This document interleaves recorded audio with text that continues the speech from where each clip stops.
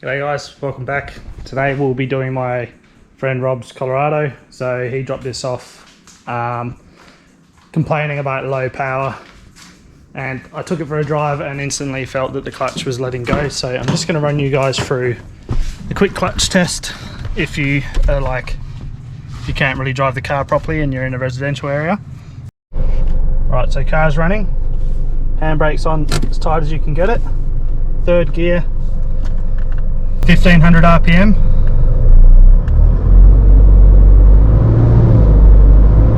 We'll go 1600, and then we're going to clutch drop it. You pull your foot off the clutch as quickly as possible. If it's a good clutch, the car will stall. If it's a shit clutch, the RPM will keep going. As you can see there, it's driving straight through the clutch plate. So this is proper fingered. When he brought it in, I basically said to him, look, just leave it with me, don't drive it home because you're probably not going to make it back here afterwards because he lives on a little hilly road. So yeah, today we're just going to be focusing on actually removing the gearbox and getting the clutch off, because I don't have one here. I can't get one until tomorrow. So we've gone with the Exceedy heavy duty clutch, coming in at about $1,050, so they're not cheap. It actually caught me by surprise how expensive clutches are getting now. When I done my Hilux one, I was $630 for the Exceedy heavy duty for that. So yeah, prices are going through the roof. I'm just going to get this up on stands to begin with, just so it's easier to work on, and then we'll be starting on the front and rear drive shafts and all that crap. Let's get into it. Alright, so the car's up on stands, and my weight plates, which I never use, that's why I'm getting chubby. So I'm going to pull drive shafts off, just paint pen all the faces so I can line them back up again afterwards. You got 14mm for your front drive shaft for both ends, 18mm for your center support bearing, 14mm for the rear drive shaft as well. So we're just going to go ahead and rip them off now.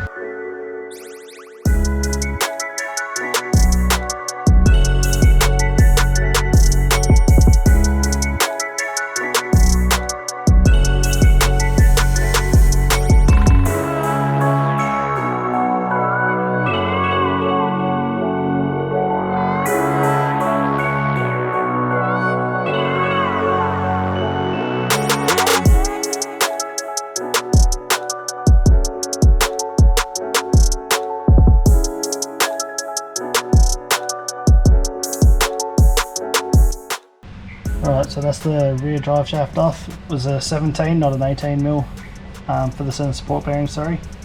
The rear drive shaft's off, front drive shaft's off. What I'm going to do now is, Rob wants to change the gearbox oil and stuff anyway, so I'm going to drain the gearbox oil, which is this one here, and the transfer case oil, which is this one at the back. Make sure that the fuel plug can crack first, otherwise you'll drain your oil out and then you'll have dramas putting oil back in because you can't get the fuel plug off. So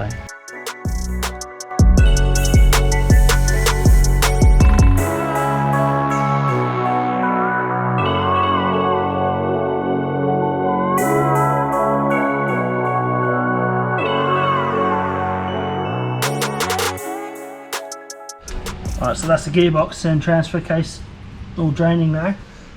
Before I get too much dirtier, I'm going to go in, wash up my hands and stuff, and disconnect your gear stick lever.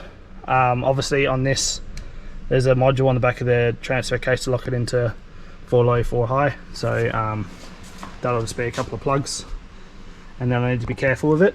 But this here will just be a matter of popping this up and you push and twist down, which you'll see.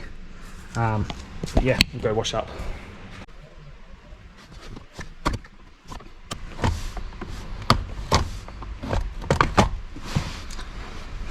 So you can unscrew your gear stick knob, and then this panel's held in with just clips. That whole left side looks like it's been snapped previously before. This did have a clutch like 6 years ago, so, and Robbo seems to have so many cables in here.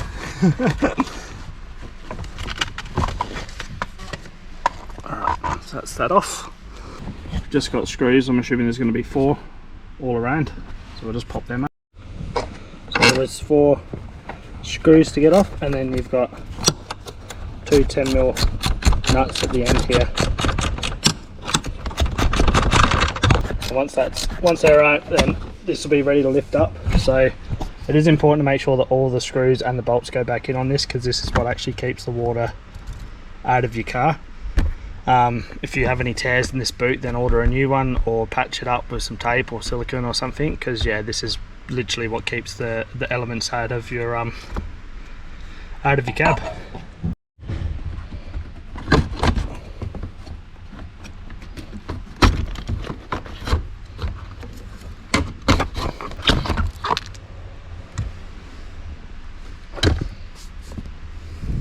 So 12mm was the size.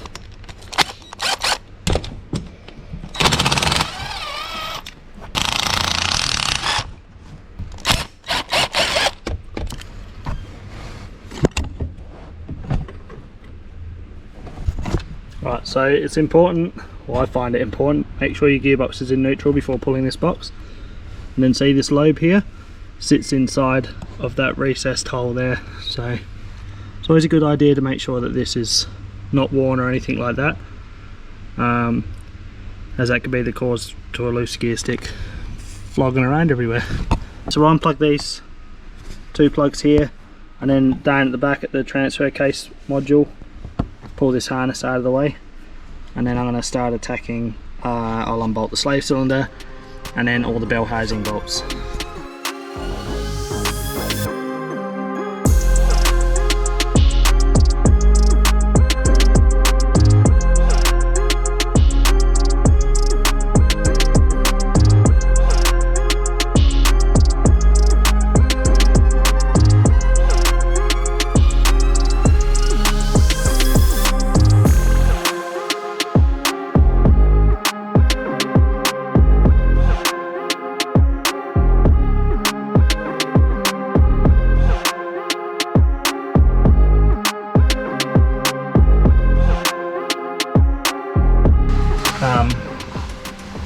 Alright, so with the harness, two plugs up the front, we've then got the two on top of the gearbox that you get from inside the cab.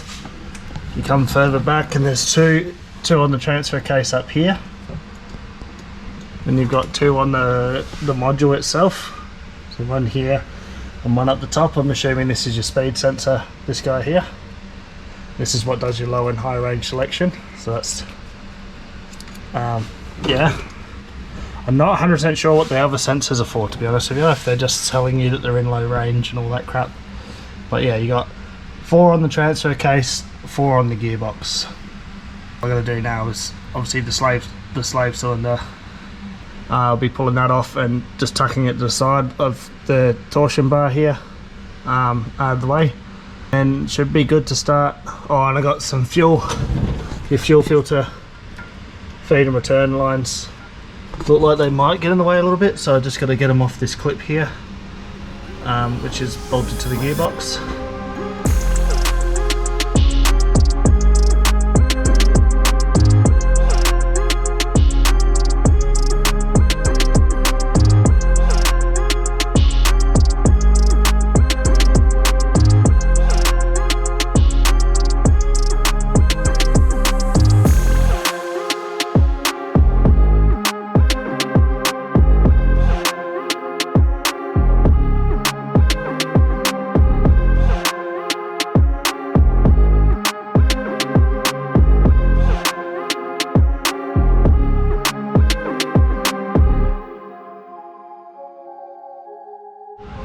Alright, so I've currently got all of the extensions.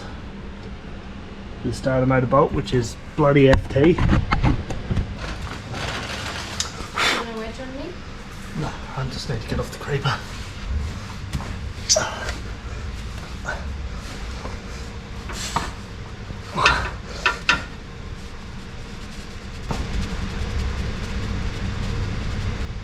Oh god. Your body was shaking. Yeah, let's see if you're going to loosen the bolt, or I'm going to snap my little 3/8 extension I've now got attached to it. But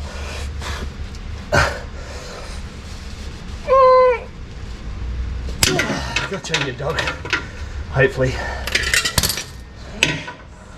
Yeah, boy.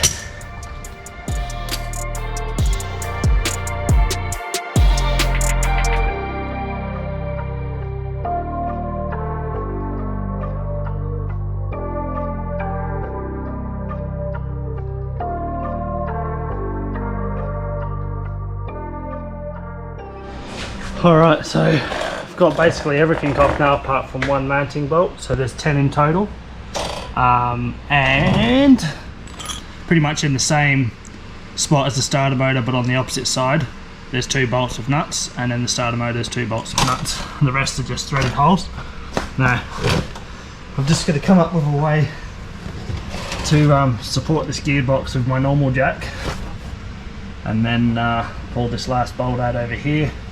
It'll drop these cross members down, which look like a 14mm.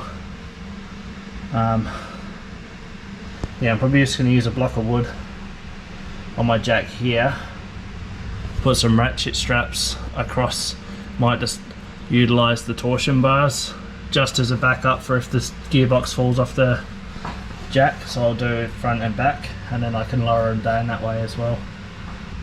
You're seeing as well the 2 very top bolts on the gearbox I got very easily from a couple of extensions and getting them through the cab. That was heaps easier. And then this side here on the downpipe, so if you can see, yeah you can. Okay, so from here to the 2 brackets there was a shitty, so from here to the 2 bolts there was a shitty bracket. I pulled that off so that I could get my long series spanner up the back to get the nut. So this one here has a nut, and the one above it has a nut as well, and then on the opposite side it's the starter motor bolt. So yeah.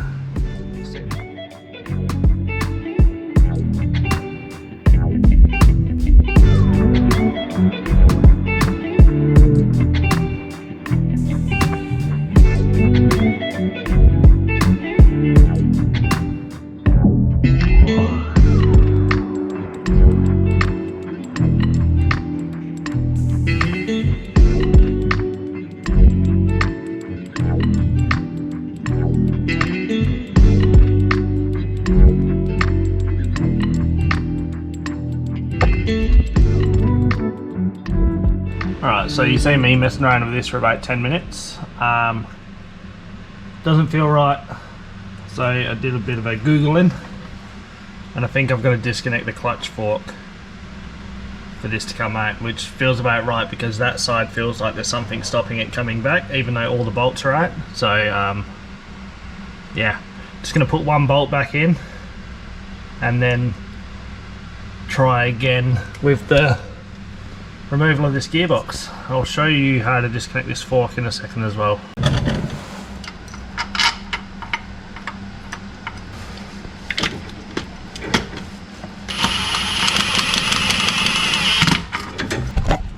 By the way, these new big Ryobi guns are flipping insane for power. I think this has 900 Newton meters and a 1/2 inch gun. It's pretty big though, but she's got some kahunas. Alright, so I'm going to give you the best view I can, but pretty much we're going to come in from the side here. I'm going to try this so you guys can actually see what I'm doing rather than a time lapse, but just in here there's an R clip. So I don't know if you can see my pliers are on it now. I'm going to try and pull that out. Hopefully I get it.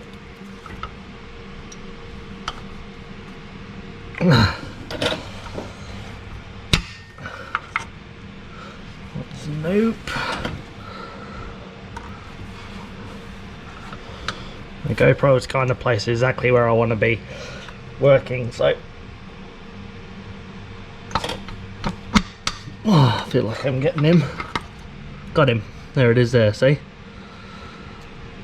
So that R clip is what holds your clutch fork pin in place. So then I'll try and get this pin out.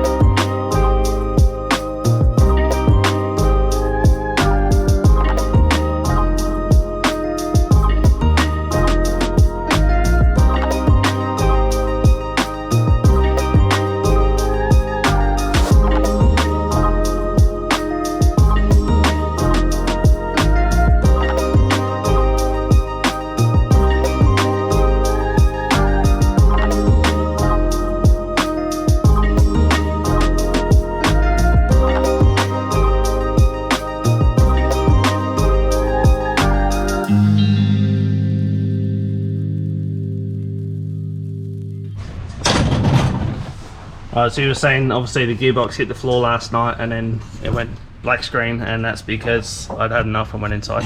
It was 8 o'clock.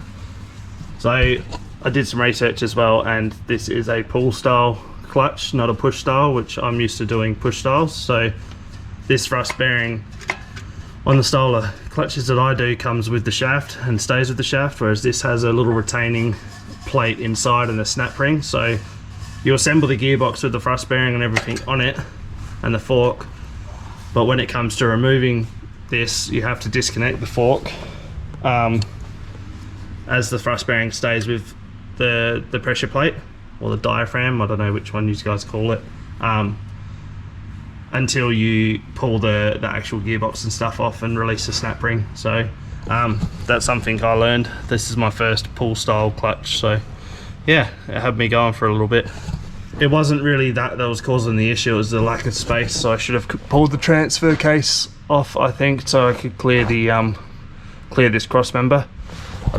But instead I ended up pulling off the actuator for the transfer case, and that gave me just enough room. So I also stuffed up, and I should have pulled this cross member, which I'll be pulling in a second to give us that more room, this bash plate and this cross member. As when I got it down to here, it was really tight. I had to keep moving the gearbox back and forth. So that's coming off, this bash plate's coming off. And to be honest with you, I think I'm just gonna unbolt the transfer case as well, because I don't want to sit there and mess around with this. And you should technically have a transmission jack, because it did make it quite hard. Basically just see what's involved in the gearbox, but don't do it as I've done it.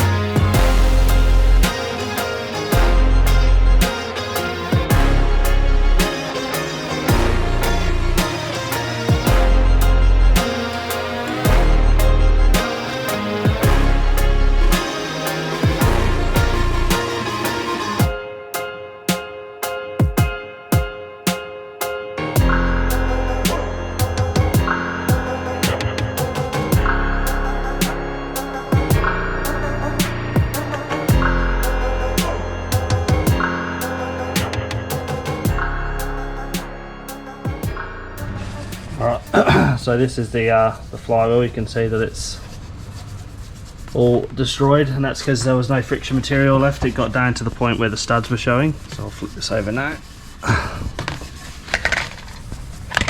So you can see all the metal studs showing. I'll hold the friction material on. So yeah, we've got to go to a brake shop or something now and get this machined. I think it's normally between 50 to 70 bucks for someone to do it, and personally I recommend you do it every single time regardless of how it looks, because you never know. And then with the bell housing, it's just important to make sure that you clean all the cap out. So that's Robbo's job, the apprentice job. Yeah, obviously this is his car, so he's come around to give me a hand. And then yeah, I'm gonna clean up inside there as well on the rear of the engine and the floor, and then go pick this new clutch up.